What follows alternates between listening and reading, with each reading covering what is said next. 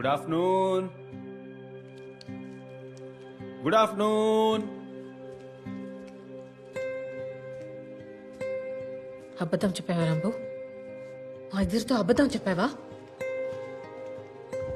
Dissociative identity disorder అన్న వ్యాధి ఉందని అబద్ధం చెప్పి అంత పెద్ద టీవీ షోలో మమ్మల్ని బొమ్మలా కూర్చోబెట్టి నమ్మేలా కథలు చెప్పి మోసం చేసి నీ మీద జెన్యున్ గా ఉన్న లవ్ ని ఎంతవరకు వాడుకోగలవో వాడుకున్నావు కదా.